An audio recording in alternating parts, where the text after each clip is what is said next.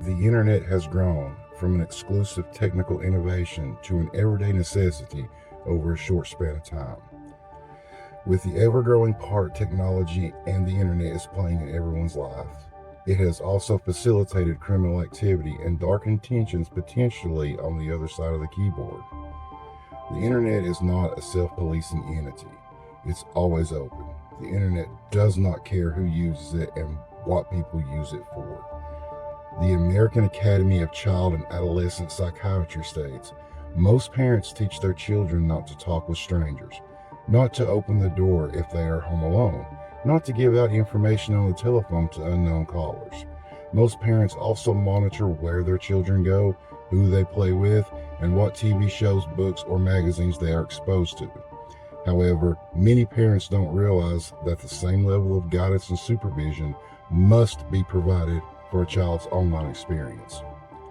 In 2023, 97% of teens say they use the internet daily, compared with 92% of teens back in 2014 and 2015. The Pew Research Center reports that TikTok has established itself as one of the top online platforms for U.S. teens. While the share of teens who use Facebook has fallen sharply, it's still relevant.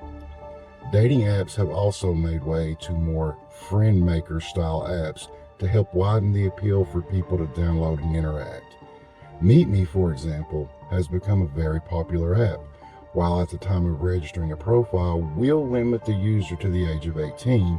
The Pew Research Center shows that 76% of teens that were surveyed said they had falsely entered age to gain access to apps and websites.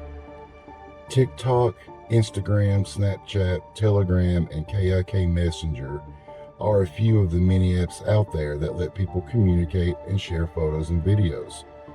While there are some apps that will restrict or block access to profile of underage users, it is not deterring dangerous individuals from being able to not only gain access to photos and videos, but profile information along with location info and contact info as well.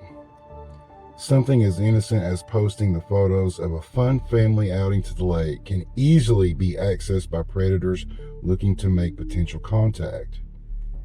In November 2004, Dateline NBC started airing a series of investigations with the help of Perverted Justice called To Catch a Predator. Wikipedia states To Catch a Predator began as a series of segments. The American NBC News magazine Dateline began premiering under the title Dangerous Web in 2004. In its 4 years of production, it grew to become the most popular segment on Dateline. During production, Perverted Justice would go into teen chat rooms and message boards of the day, posing as a teen, and when they were contacted by a potential predator, would invite the person to a rented home where hidden cameras filmed the individual arriving. Then show host Chris Hansen would reveal himself and conduct an interview. Following the third investigation, law enforcement and other officials became involved, leading to the arrest of all the individuals caught. The popularity of the Dateline investigation has been the inspiration for groups that have formed since the cancellation of the series. A quick search of YouTube shows many channels dedicated to the protection of our children, but with popularity and views comes parody. Just as with any other type of popular channels, others copy the format for views and subscriptions because with that comes money. Even with channels that have lost monetization, they will offer viewers memberships, merchandise, and will go live asking for donations. Because of the subject matter we are covering in this series, it obviously produces ethical questions.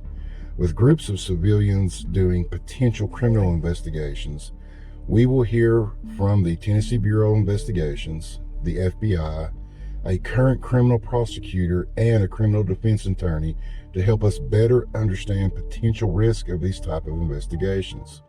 I have also reached out to several predator catcher groups to get the understanding as to why there is a need for civilians to get involved in these potential criminal matters. The point of this series is to not add my own opinion to the subject. I want to open the platform to produce the story and hear what people have to think on the subject. It's not a very light topic and shouldn't be handled single-minded. This is not a series to be bashing on one side or the other, but to open up a lane where any misunderstandings can be worked through.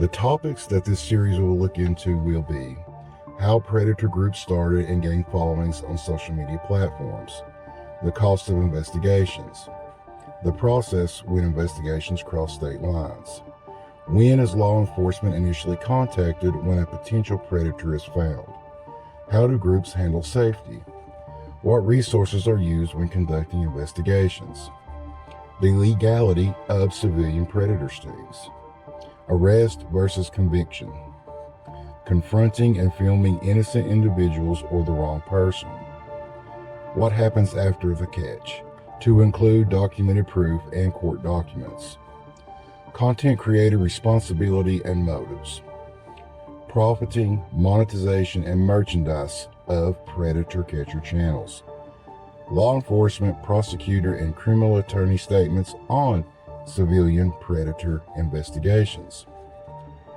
It's an absolute horror that our children and teens have to worry about being physically or mentally scarred for life just by using their favorite app.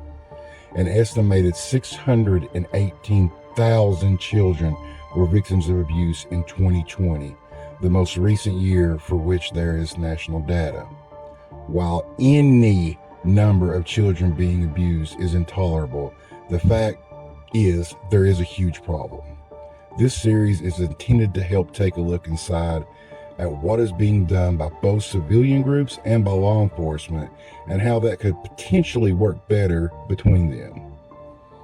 We hope you subscribe and catch episode 2. Please comment below and let's get the discussion started.